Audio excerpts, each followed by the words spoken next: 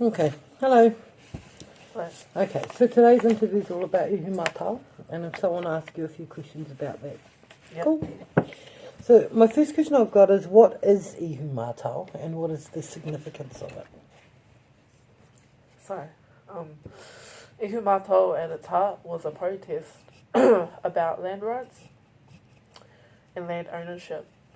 And at its core, it's about who rightfully owned the land. And its significance is about preserving history, as for a long time in New Zealand, there were, during the colonisation era, there have been times and times again we have been trampled over. And the significance of Ihumātao is that Māori are strong and proud to stand up for their country. Okay, so just Sorry. in relation to that significance and historically, can you just expand a little bit on what Ihumātao was historically and maybe connect it back to some significance for today? So are you saying like what it was in the past and Yes. how it's related to the future? Yes. Oh, okay. Ihumātao back in the days, back pre-colonisation era, it was actually a ground that was a volcanic ground kind of that was used by the first Māoris who were discovered at the time, who used it for farming and innovated it. And and Ihumātao back in the days as well was also surrounded by 3 gates, and that was the Manukau Bridge at the time, and that was used for sustenance, that was used as a source of energy for them. And part of its historic use was just teaching us how they lived with the land, how they treated the land, and how the land was also a part of them. And the way that connects to today is that land is not just land anymore. For us Māori, it's a way of preserving history, and for us to tell, for us to learn from the past, and also to teach it to the future, and to teach it to future children. So yeah, that's just a bit about what Ihumātao was back in the day. Cool, thank you. Just in relation to who's actually the people involved with that protest of the land? So the people involved at the heart of it all is first of all SOL, which is one of the main support groups, Save Our Unique Landscape. And that consists of Pānia and her 6 cousins who are mana whenua to the land, which means they are direct descendants of that land and have ancestral rights over it. And the other people are the Fletcher building, which is at the time the people who owned the land through colonisation and crown sovereignty. And also police and many other supporters of the Ihumātao movement. Okay. So who are those other support groups? Are there many? Like you said, there are many, but who are they? Other support groups ranges from kaumātua, which is like respected head figures really, and the support groups didn't really come until all of this exploded, which was in 2019 July, and the support groups really just are a bunch of other Māori people who aren't even Māori, people who just feel for this movement. The support groups, yeah, they're just people who stand with soul, really. They're all different individuals, but they form a group. Are they from all over New Zealand, or? Yeah, they're all over from New Zealand. Some have travelled from south, some travelled from north. Even some have travelled over from Australia. Don't know where else, but yeah. Okay, and because you mentioned that it exploded, I think you mentioned the police as well. Yeah. Can you kind of go into a little bit more detail about when this issue started, and how did it actually explode? Like, what actually happened? So like, Ihumātao is a current affair, and it still is until 2020.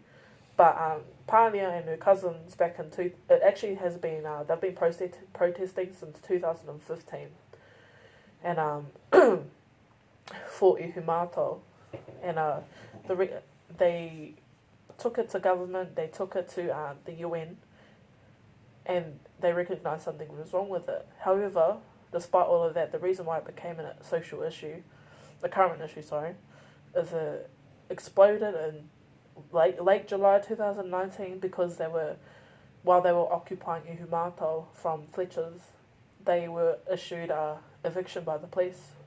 And then one thing happened after another, the whole situation escalated, and boom, it just became a global sensation, really. It was internationally and nationally recognised, and that's when it started to really hit off, and that's when all the people started to come in. So that's how it kind of escalated really quickly. So, yeah, that's all I have to say about that. Okay, cool.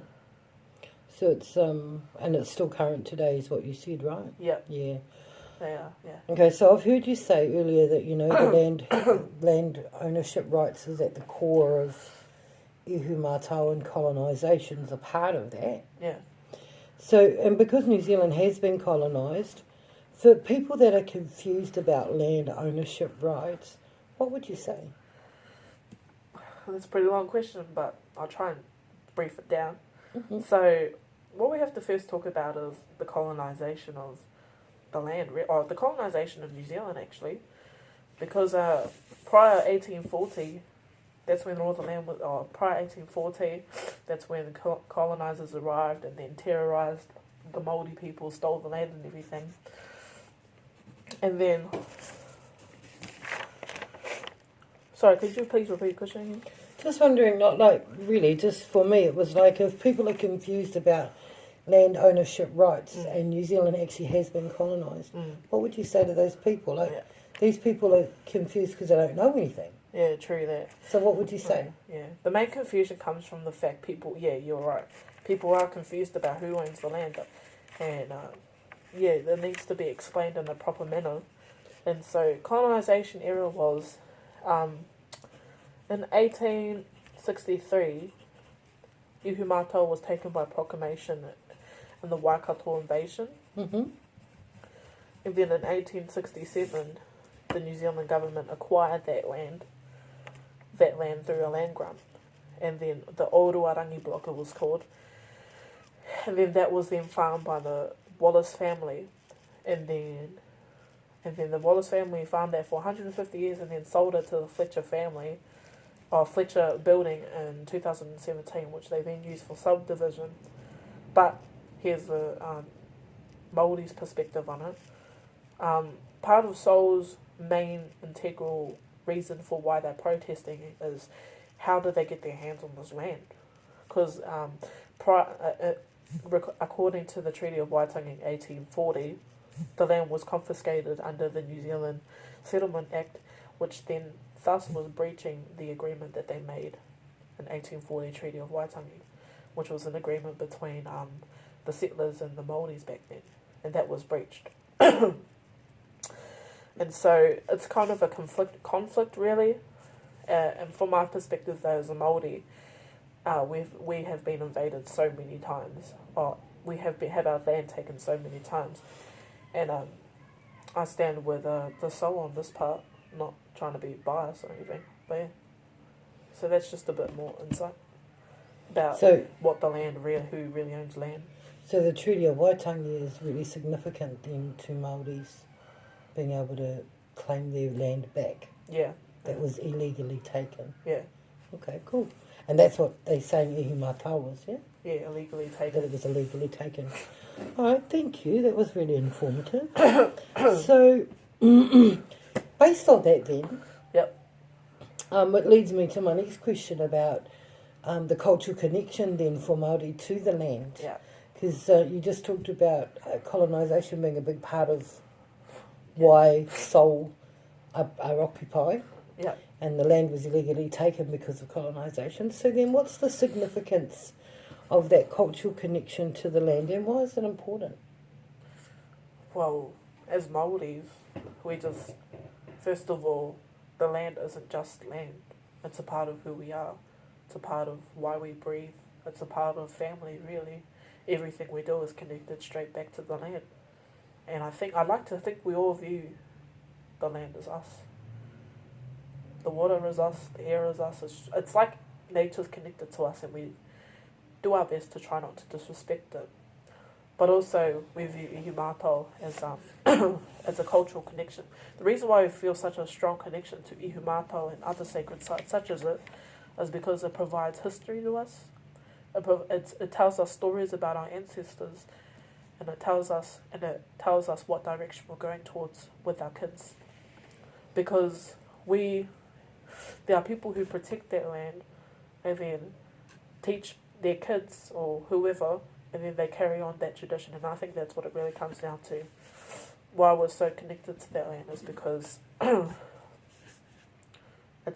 we carry on our traditions, and it's important that the next generation after us knows why this land is so sacred, because of the past, because of our ancestors. We need to teach our kids our ancestors' way.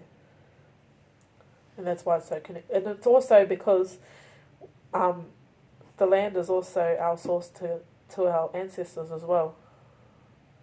It's our source to our ancestors, it's our source to our past, it's our future to our now, to our present.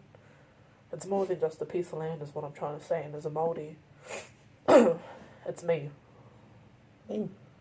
Awesome, thank you. So, okay, because that's leads me into my next question, which is I wonder if you've actually answered it really, but we'll ask it anyway. Yeah. Just wondering, because I want to know how you feel Right. with this current situation, and how does it feel to be Māori during this current situation with Ihumātao? Because you've said that nationwide people are coming, to support lots of other Māori groups in iwi and hapu. So what does it mean for you to be Māori during this time? Well, I think what it means to be Māori, I think of what my elders went through. They went through heaps. They were killed, they were slaughtered, but they were still strong. And they were still firm in who they are, what they believed in, and they fought for that. And I just like to think of them beside my shoulder as I walk through today. Through Ihumātao, the crisis of Ihumātao. What it means to be Māori for me, I take from them. And what it means to be Māori is I'm strong, we're resilient, and we can walk our path on a straight and narrow without ever questioning who we are. Yeah. As long as we have our whānau by our side, all good. Okay. I like that, strong and resilient, that's cool. So, just one final question. Sure. So we're going to have a lot of people who are going to be like, okay, you've piqued my interest in this, I want to know more. What would you say to people, or what would you tell people who need to know more information or who want more information? What would you say to them? First of all, I'd say to anyone who wants to know more, you've got to have an open mind. One side of the story it's just one side of the story, it's not the whole entire story. So when you're hearing from Māori's side, you have to hear from Fletcher's side as well, vice versa. And I'll just also say, with heaps of information everywhere, it's still a current issue, it's still ongoing. Currently they've taken down the fences at Ihumātao, in February this year. And I think it's just keeping informed, asking anyone you're in contact with really who knows about the situation, or ever going on Soul's site or Save Our Unique Landscapes Facebook, their site, so you can actually fully understand the situation and the legality of the side of it if you want. But yeah, just keep an open mindset and just go on Google. Awesome, thank you. So there's quite a few things that people can do, There's lots of forms of social media. Yeah. Blah, blah, blah. All right, well, thank you for talking to me today about Ihumātao. Kia ora. Yeah, kia ora. Kia ora.